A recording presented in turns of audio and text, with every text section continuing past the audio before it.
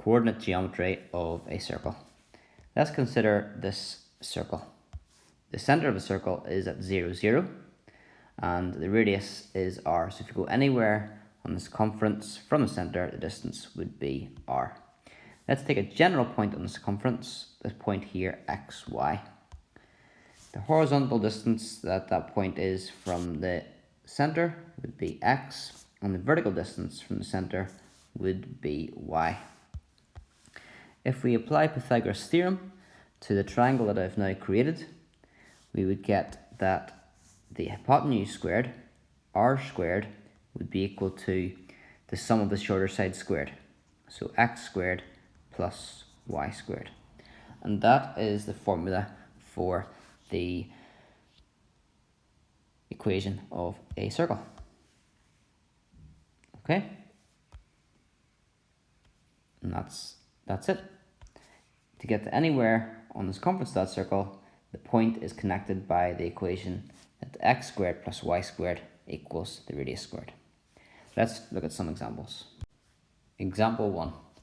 Write down the center and radius of a circle with the equation x squared plus y squared equals 81. So you can see that this format is very similar to this format here. So it's a circle. R stands for the radius, so r squared is equal to 81. And if the radius squared is 81, then the radius would be the square root of 81, which is 9. Now, what is the center of a circle? Well, in this format, the center is always 0, 0. There's a more sophisticated format which you'll do at AS level, which looks like so.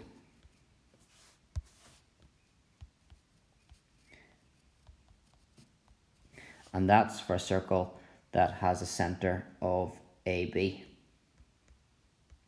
But you will always just have x squared, y squared. If it's x squared, y squared with nothing added or subtracted on, like here, the center will always be 0, 0. That's it. Example 2.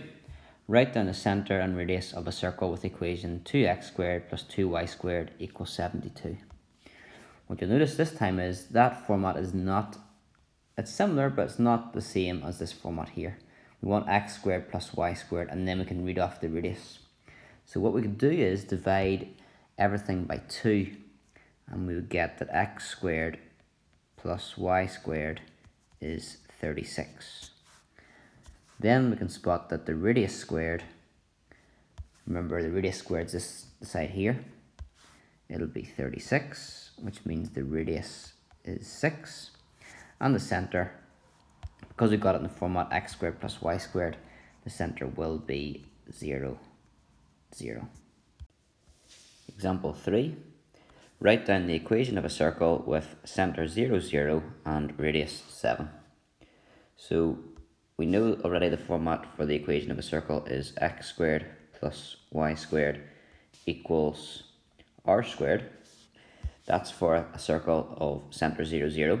We just have x and y, not x minus a or y minus b. So we're nearly done. Only thing we have to change is the fact that the radius is 7. So we'd have 7 squared here instead. So x squared plus y squared equals 7 squared, which is 49. And example 4. The point 8, 6 lies in a circle with center 0, 0. Find the equation of the circle. If you go back to thinking about straight line graphs, if I asked you or told you that a point lies on the line, it means that it would satisfy the equation of the line. For example, if we take y equals 2x plus 1, I know the point 3, 7 is on that line, because if the x value is 3, 2 3's plus 1 is 7, it satisfies the equation of that line. So 8, 6 should satisfy the equation of this circle.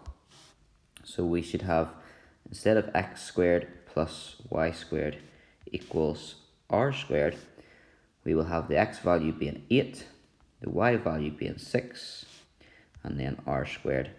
That will tell us that r squared is equal to 100, or in other words, the radius is equal to 10. So the circle will have equation x squared plus y squared equals 10 squared, or simply 100. Also, just think about that on a drawing.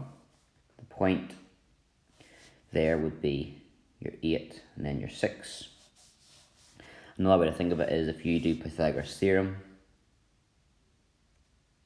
with that triangle, with 6 as your height of a triangle and 8 as the base, then when you get the radius, which is going to be this one here, it would work out to be 100 squared, so r would be 10, and then you can put it in to that equation. So there's two ways you can do it: from looking at the graphically, or understanding that the point satisfies the equation, and if it does satisfy the equation, r would have to be 10, and your final answer, x squared plus y squared equals 100.